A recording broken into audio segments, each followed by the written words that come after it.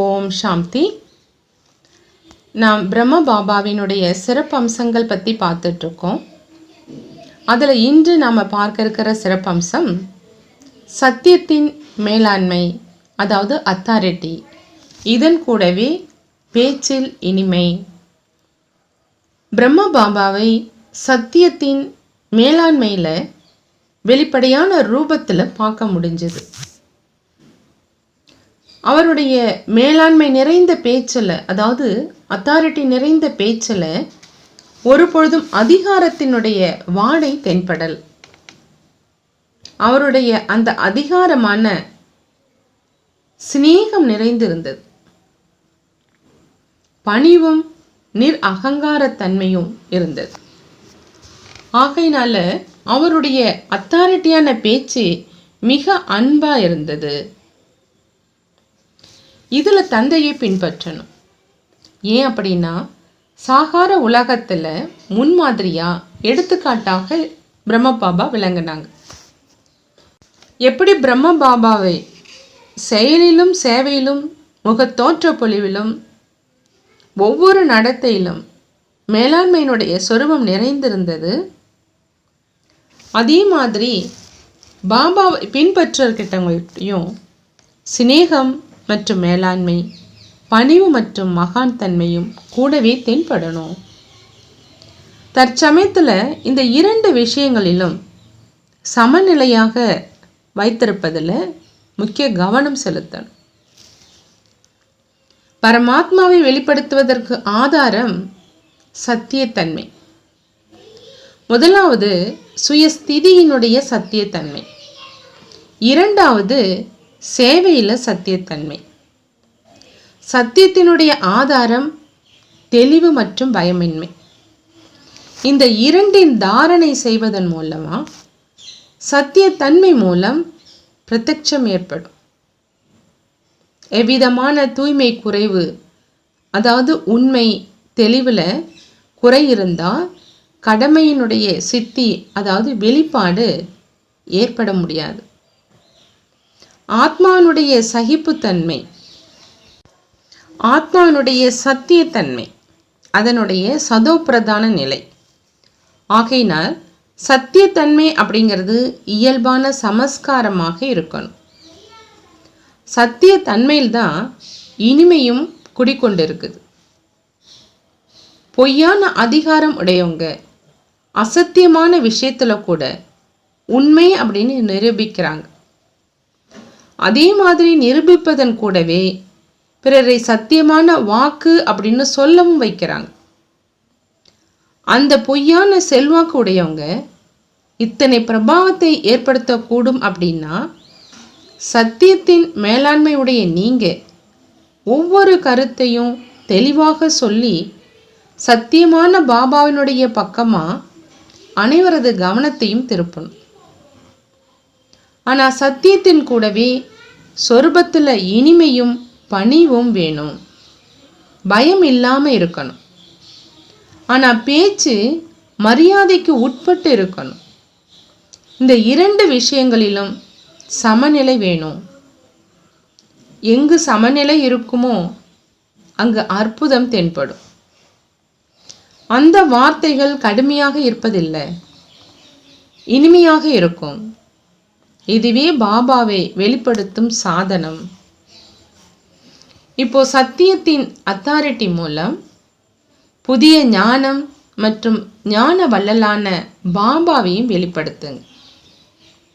அதன் மூலம் இந்த சத்திய ஞானத்தின் மூலமே சத்தியுகத்தின் ஸ்தாபனை ஏற்பட்டு இருக்குது அப்படிங்கிறத ஒவ்வொருவரும் தெரிஞ்சுக்கிட்டோம். பகவானுடைய வாக்கியம், இதில் என்ன விசேஷம்? இதனை பகவானை தவிர வேறு யாராலும் உரைக்க முடியாது. இதனை தெளிவுபடுத்துங்க. அப்படி தெளிவுபடுத்தும் போது இவங்களுக்கு மிகவும் போதை, அபிமானம் உள்ளது அப்படின்னு தென்படக்கூடாது. பணிவு மற்றும் இரக்க சிந்தனை அபிமான உணர்வை தராது. வார்த்தைகள் எவ்வளவுதான் ஆழமா இருந்தாலும் அபிமானம் இருக்கக்கூடாது. இதற்கு அத்தாரிட்டியின் கூடவே பணிவு மற்றும் இரக்க சிந்தனைகளை தாரணை செய்யணும். சத்தியத்தினுடைய சக்தி அல்லது அத்தாரிட்டி மூலம் அசத்தியம் என்னும் இருளை அகற்றுங்க. அஞ்ஞானம் சதா அசத்தியமானது, ஞானமே சத்தியமானது. சத்தியத்தின் சக்தி உடையவங்க சதா பயமற்றும் கவலையற்றும் இருப்பாங்க. சத்தியத்தின் முன்னே அசத்தியம் நிமிர்ந்து நிற்க முடியாது. சத்தியத்தின் சக்தி நிறைந்தவங்க ஒருபொழுதும் மூழ்கி போக மாட்டாங்க. சத்தியத்தினுடைய படகு ஆடலாம், அசையலாம், ஆனால் மூழ்கி விடாது. இன்னும் ஏதேனும் பயம் இருந்தால் சத்தியத்தின் கூடவே அசத்தியமும் இருக்குது. இதுவே கொந்தளிப்பை ஏற்படுத்துது. ஆகையினால் சங்கல்பம், திருஷ்டி, விருத்தி, பேச்சு மற்றும் தொடர்பு சம்பந்தத்தில் சத்தியத்தின் சக்தியில் உறுதியாக இருக்கீங்களா அப்படின்னு சோதனை செய்யணும். சத்தியம் அப்படின்னா என்ன நினைக்கிறீங்களோ செய்கிறீங்களோ அதையே வர்ணனை செய்யணும். எதை நினைக்கிறீங்களோ செய்கிறீங்களோ அதையே வர்ணனை செய்யுங்க. அதுதான் சத்தியம்.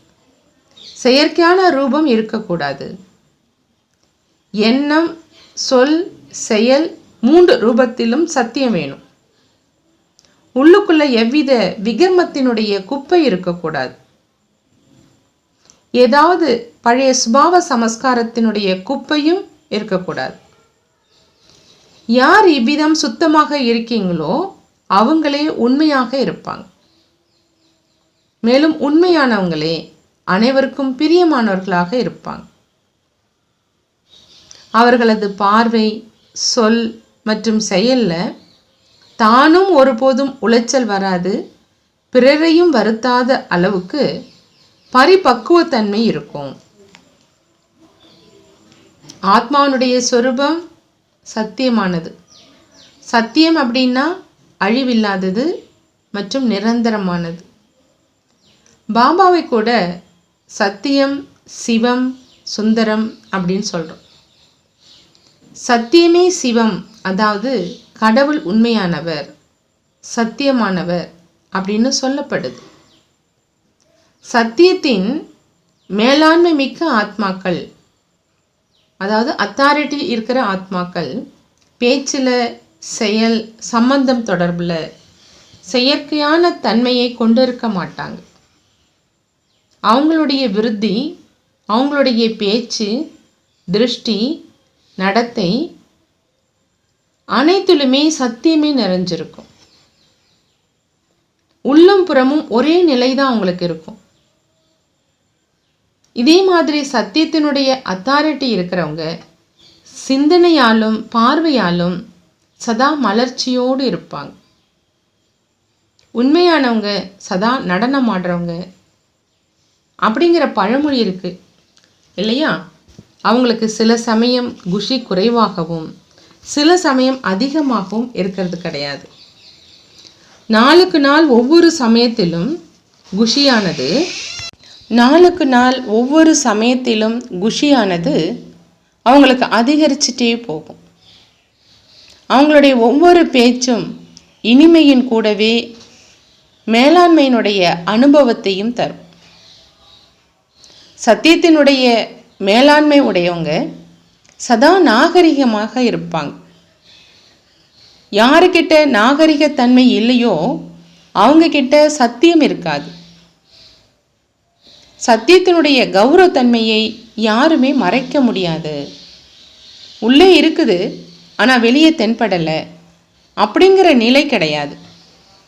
சூரியனை யாருமே மறைக்க முடியாது இல்லையா? அதே மாதிரி சத்தியத்தினுடைய சூரியனையும் எவரும் மறைக்க முடியாது. எந்த நபருமோ எந்த காரணமுமோ மறைக்க முடியாது.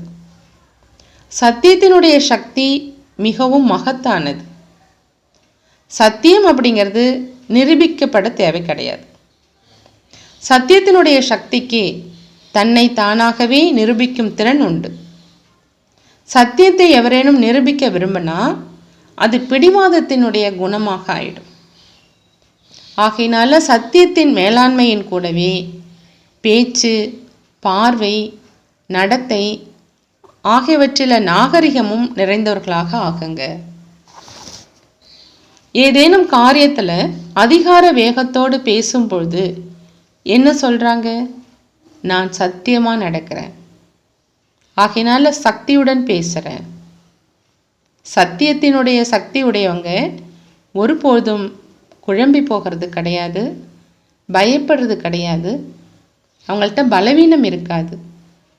அவங்க சதா குஷியில் நடனம் ஆடுவாங்க, சக்திசாலியாக இருப்பாங்க.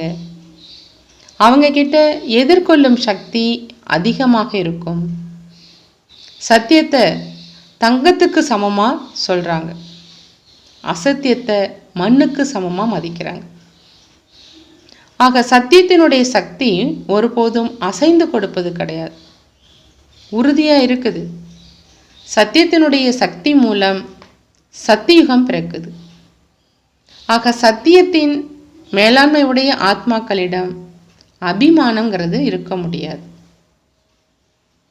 அவங்க கிட்ட மதுரத்தின் விசேஷ குணம் இருக்கும்.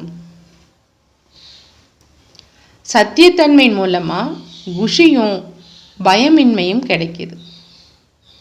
சத்தியத்தை பேசுறவங்க சதா பயம் இல்லாமல் இருப்பாங்க. அவங்களுக்கு எந்த விஷயத்திலும் பயம் இருக்காது. ஆக நீங்கள் எல்லோரும் சத்தியத்தின் மேலாண்மை பொருந்திய ஆத்மா. ஆத்மாவுக்கு சத்திய ஞானம், சத்திய தந்தை, சத்திய பிராப்தி, சத்திய நினைவு, சத்திய குணம், சத்திய சக்திகள் எல்லாமே கிடைச்சிருக்குது. ஆக இவ்வளவு மேலாண்மையினுடைய போதை இருக்குதா? ஆனால் எவ்வளவு பெரிய அதிகார நிலையோ அவ்வளவு சொல்லுல சிநேகமும் பணிவும் வேணும்.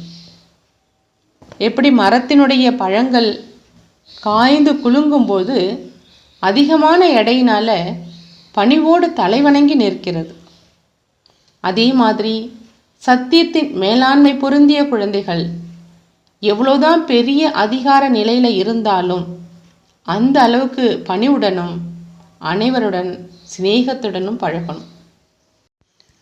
உண்மையில் சத்தியத்தினுடைய ராயல்ட்டி வாஸ்தவமானது. உங்களுடைய உண்மையான சத்திய சொரூபத்தினுடைய நினைவு சதா இருந்தால் ஸ்தூல முகத்தில் இருந்து அலௌகிய ராயல்ட்டினுடைய வெளிப்பாடு இருக்கும். அவங்கள பார்க்கும் எவரது வாயில் இருந்தும் இவர் இந்த உலகத்தை சார்ந்தவங்க இல்லை, அலௌகிக உலகத்தினுடைய பரிஸ்தா, அதாவது சொர்க்கத்தினுடைய தேவதை அப்படிங்கிற அந்த வார்த்தை தான் வெளிப்படும். இரண்டாவதா உண்மையான ஸ்மிருதி, அதாவது ஒரே ஒரு பாபா, அவரை தவிர வேறு யாரும் இல்லை. இந்த ஸ்மிருதி மூலமாக ஒவ்வொரு செயலும் பாபாவுக்கு சமமாக நடைமுறையில் அனுபவம் ஏற்படும். ஒவ்வொரு பேச்சிலும் அதிகார மேலாண்மை மற்றும் பிராப்தியினுடைய அனுபவம் இருக்கும். ஒவ்வொரு பேச்சும் சக்தி வாய்ந்ததா, பலனளிக்கக்கூடியதாக இருக்கும். தொடர்பு, அதாவது துணை உண்மையானதாக இருக்கிறதுனால பாரஸ்கல் மாதிரி காரியத்தை செய்யும். ஆக இப்படிப்பட்ட வாஸ்தவமான, அதாவது சத்தியத்தினுடைய மேலாண்மை பொருந்தியவர்களாக இருங்க. உண்மையில் ராயல்ட்டி, அதாவது சத்தியத்தினுடைய மேலாண்மை பொருந்திய ஆத்மாக்கள் தனது ஒவ்வொரு கர்மேந்திரங்களின் மூலம் ஏதேனும் பிராப்தியை செய்விக்கக்கூடியதாக இருக்கும். பிறருக்கு வழங்கக்கூடிய வள்ளலாக இருப்பாங்க. அவங்க எந்தவித மாயாவினுடைய கவர்ச்சியின் பக்கமா சங்கல்பத்தின் மூலமாக கூட அடிபணிய மாட்டாங்க. அதாவது பிரபாவத்தில் வரமாட்டாங்க. ஸ்தூலத்தில் சொல்கிறாங்க இல்லையா, இவரது வயிறு நிறைஞ்சு போயிருக்குது அப்படின்னு, அதே மாதிரி இவங்களுடைய புத்தியும் ஒவ்வொரு பொக்கிஷத்தாலும் நிறைஞ்சு வழியும். ஆகையினால எந்த தனிநபர் மற்றும் வைபவத்தினுடைய பக்கம் புத்தி ஒருபோதுமே போகாது. அதாவது அவங்க அடையாத பொருள்ங்கிறது எதுவுமே இல்லை. ஆகையினால அவைகளை அடைவதற்காக அவங்களுடைய பார்வை எங்குமே போகாது. அவங்களுடைய கண்களில் சதா பிந்து ரூபமான பாபாவை நிறைஞ்சிருப்பாங்க. இதுதான் ராயல்டி, அதாவது ரியாலிட்டி. ஆக இந்த ரியாலிட்டியினுடைய ஆதாரத்தில் அத்தாரிட்டியாளராக ஆகணும். பாப்தாதாவினுடைய மன சிம்மாசனத்தில் இடம் பிடிக்கிறதுக்கு முக்கியமான சாதனம் உள்ளத்தில் சத்தியத்தை கடைபிடிக்கிறது. சத்தியம்தான் கடவுள் அப்படின்னு சொல்கிறாங்க. காட் இஸ் ட்ரூத் அப்படின்னு சொல்கிறாங்க. பாப்தாதா சத்திய நாராயணுடைய கதையை சொல்கிறாங்க. மேலும் சத்திய யுகத்தையும் படைக்கிறாங்க. ஆக பாபா சத்திய தந்தையாகவும் சத்திய டீச்சராகவும் சத்குருவாகவும் நடைமுறையில் இருக்கும்போது இப்படிப்பட்ட சத்தியமான தந்தைக்கு பிரியமானது சத்தியம்தான். எங்கு உண்மை, அதாவது சத்தியம் இருக்கோ அங்கு தூய்மையும் தெளிவும் நிச்சயம் இருக்கும். உண்மையான மனது இருக்கிறவங்கள்ட்ட இறைவன் திருப்தியாகிறார் அப்படிங்கிற பழமொழி சொல்லுது. ஒவ்வொரு சங்கல்பத்திலும் பேச்சிலும் சம்பந்தம் தொடர்பிலும் உண்மையும் தூய்மையும் இருந்தால் அப்பொழுதே உள்ளமெனும் சிம்மாசனத்தில் வீற்றிருக்க முடியும். ஒவ்வொரு பேச்சும் வாய்மொழியும் சத்தியமானதாகியும் வெற்றி உடையதாகியும் இருக்கும். அதில் சத்தியத்தினுடைய மேலாண்மை பொருந்திருக்கும், அதாவது சத்தியத்தினுடைய அத்தாரிட்டி பொருந்திருக்கும். திலாராம் தந்தைக்கு உண்மையான உள்ளம் படைத்த குழந்தைகள் தான் பிடிக்கும். உலக அறிவு இல்லாமல் இருக்கலாம், ஆனால் உண்மை உள்ளம் இருந்தால் போதும். முதல் நம்பரில் வருவது அப்படிங்கிறதும் சேவையினுடைய ஆதாரத்தில் இல்லை, ஆனால் உண்மையான தூய்மையான உள்ளத்தின் ஆதாரத்தில் தான் வர முடியும். உண்மையான உள்ளத்தோடு சேவை புரிந்தேனா அல்லது வெறும் மூளையினுடைய ஆதாரத்தில் மட்டும் செஞ்சேனா? ஏன்னா புத்தி உடையோர் பெயர் புகழ் சம்பாதிக்கிறாங்க, உள்ளம் படைச்சவங்க ஆசீர்வாதங்களை சம்பாதிக்கிறாங்க. சேவை அப்படிங்கிறது வெறும் பேச்சால் மட்டும் கிடையாது, ஆனால் ஒவ்வொரு சங்கல்பத்திலும் சேவை இருக்குது. நோய்வாய்ப்பட்டிருந்தாலும் மனசேவை, சூழ்நிலையை மாற்றி அமைக்கும் சேவை, நல்ல ஆக்கப்பூர்வ அதிர்வுகளை பரப்பும் சேவையை செய்ய முடியும். எவ்வித சேவையும் செய்யுங்க, ஆனால் அதில் முழு மன ஈடுபாடு, உண்மை, தூய்மை ஆகியவை கலந்திருக்கட்டும். தற்பொழுது சத்தியத்தினுடைய சக்தியை நினைவூட்டும் சொற்பொழிவு ஆற்றுங்க. அப்போதான் அனைத்து தர்மத்தினரும் ஒரே குரல், ஒரே தந்தை, ஒரே ஞானம், ஒரே லட்சியம், ஒரே வீடு அப்படிங்கிற பேரொளியை எழுப்புவாங்க. இந்த மாதிரியான காட்சி எல்லையற்ற மேடையில் வரணும். அப்பொழுதே பாபாவை வெளிப்படுத்தும் கொடியை பறக்க விட முடியும். உங்ககிட்ட அனுபவத்தினுடைய அத்தாரிட்டி, ஞானத்தினுடைய அத்தாரிட்டி, சத்தியத்தினுடைய அத்தாரிட்டி இருக்கு. இப்போ இந்த அத்தாரிட்டி மற்றும் சிநேகம் இரண்டையும் ஒன்றா காரியத்தில் ஈடுபடுத்துங்க. இந்த அத்தாரிட்டியினுடைய ஆதாரத்தின் மூலம் இந்த புதிய ஞானமே புதிய உலகை கொண்டு வரும் அப்படின்னு வெளிப்படுத்துங்க. உங்களது தொடர்பில் இதுவரை வந்திருப்போரை சமர்ப்பண புத்தி உடையவராக ஆக்குங்க. அதன் மூலம் பாபா கூறியதே சத்தியம் அப்படின்னு அவங்க ஒத்துக்கொள்ளட்டும். இப்போ சத்தியதா மற்றும் பயமின்மையினுடைய ஆதாரத்தில் புதுமையை வெளிப்படுத்தணும். நல்லது. பிரம்ம பாபாவினுடைய சிறப்பம்சமான சத்தியத்தினுடைய மேலாண்மை கூடவே பேச்சில் இனிமை என்ற அந்த சிறப்பம்சத்தை நாமும் பின்பற்றி பாபாவுக்கு சமமாக ஆவோம். நல்லது. ஓம் சாந்தி. நன்றி பாபா, நன்றி.